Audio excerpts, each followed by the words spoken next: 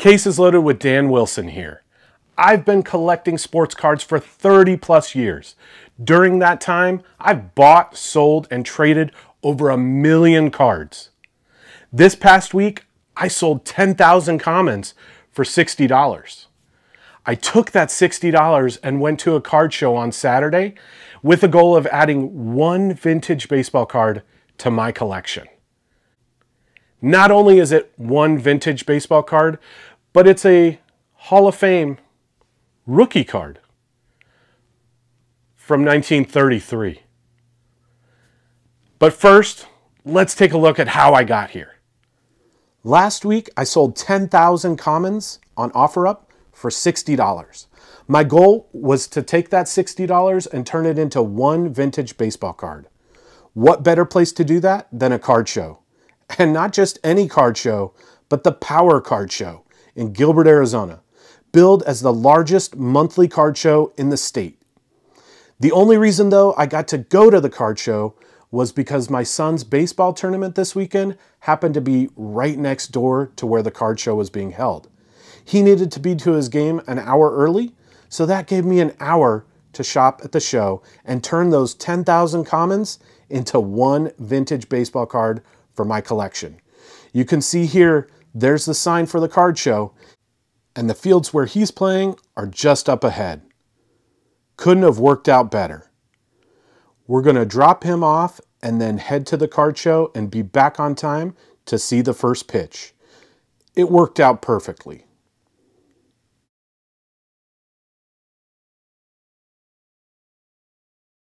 So after dropping him off, I headed down the street to the card show.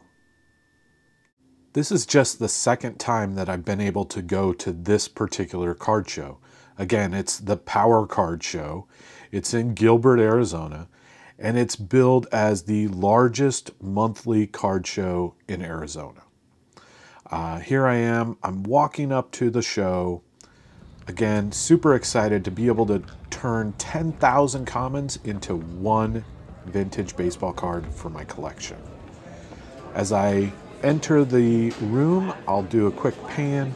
This is at a little after 9 a.m. Again, the show opened at 9, so this was very early on. Still a good amount of people there, lots of dealers, and lots of cards. Speaking of cards, check out this Ken Griffey Jr. display. Again, Ken Griffey Jr. is my favorite player of all time.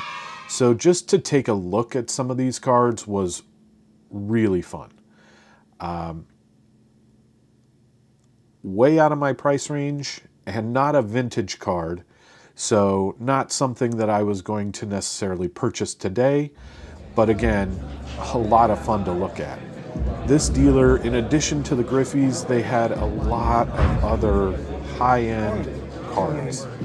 Devin Booker, you can see Kobe auto, Shohei Ohtani auto.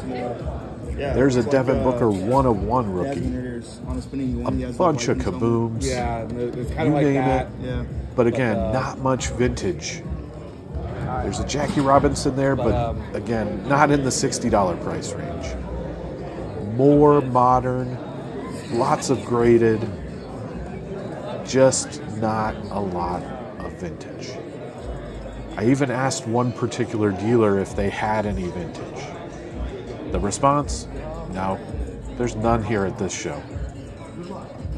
I let them know that I had found a couple of dealers who had some vintage. But yeah, there wasn't a lot of vintage, so it made my job tough. But I found the card. And no, it's not this 1952 Mickey Mantle card. I did ask on the price, $25,000. And it's a PSA 1.